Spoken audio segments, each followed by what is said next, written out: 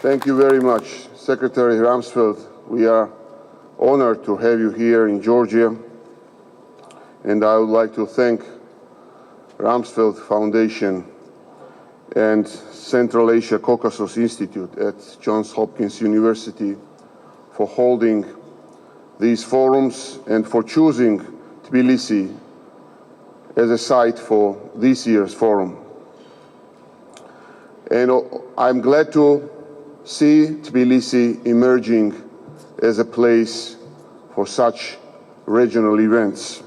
I would like to especially thank you, Secretary Rumsfeld, for your enormous support to Georgia's sovereignty and territorial integrity during your service in US government and afterwards. It is important to have friends like you in order to survive in this difficult part of the world.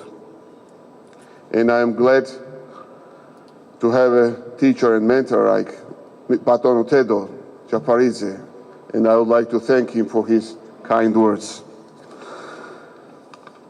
As I look around this room, I'm inspired to see so many Rumsfeld Fellows who are contributing to the development of their respective countries.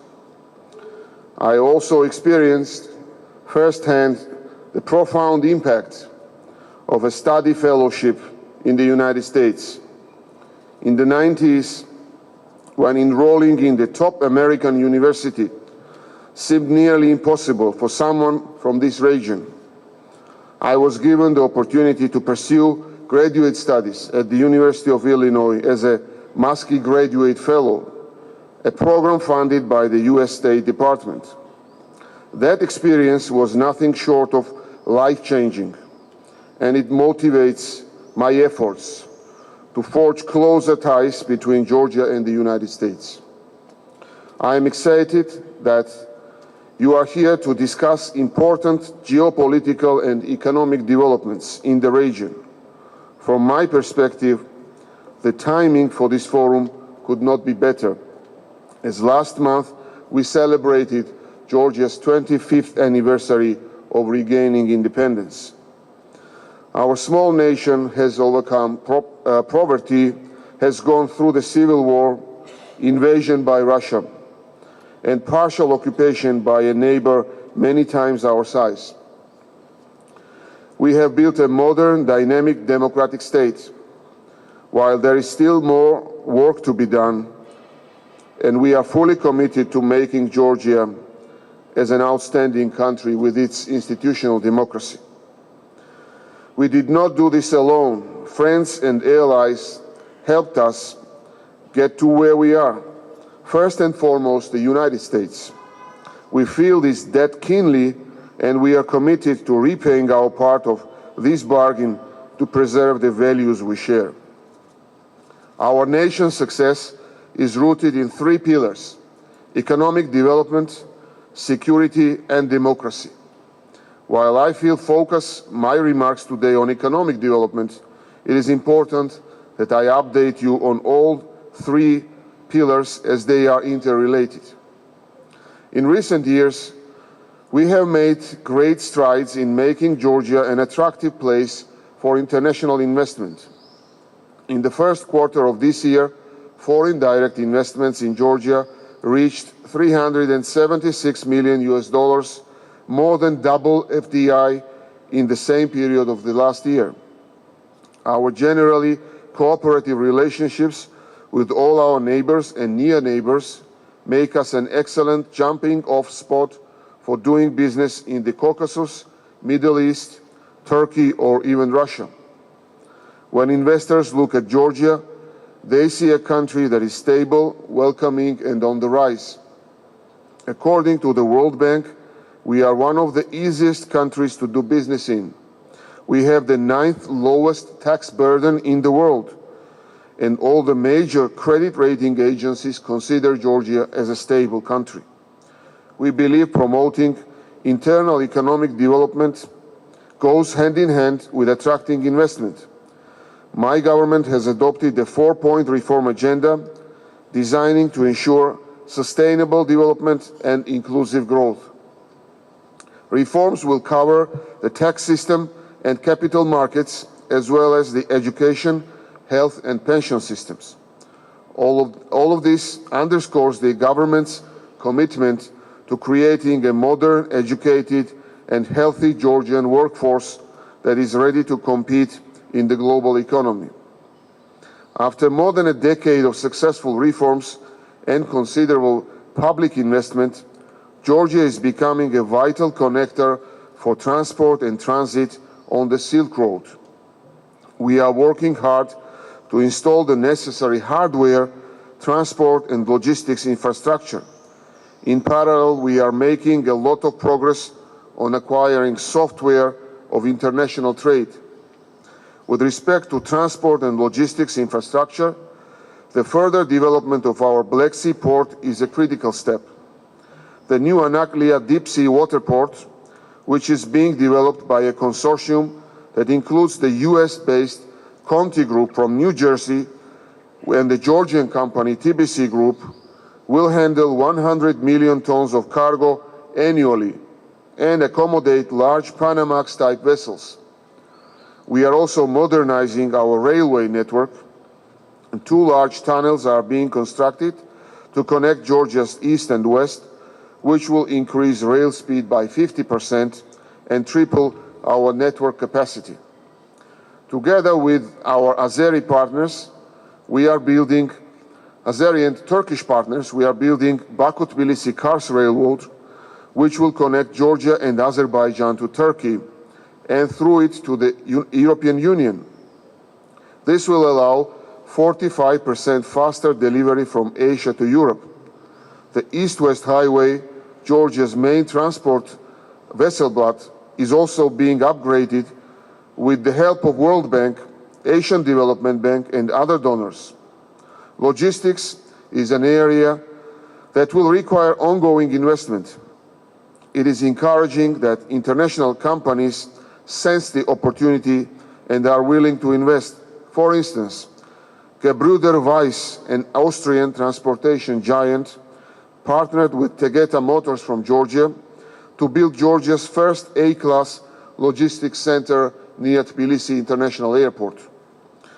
We are working to build on all this hardware by putting in place the right software. We already enjoy free trade with markets totaling 900 million consumers, spanning from the EU, Turkey, and the CIS countries to the United States, Canada, Japan, and EFTA countries, which includes Iceland, Liechtenstein, Norway, and Switzerland. The deep and comprehensive free trade area with the European Union that took effect in 2014 gives Georgia the opportunity to further integrate into EU markets and diversify its economy. The DCFTA also carries important benefits for our partners, potentially enabling Chinese and other companies to supply the EU market in a more cost-effective manner.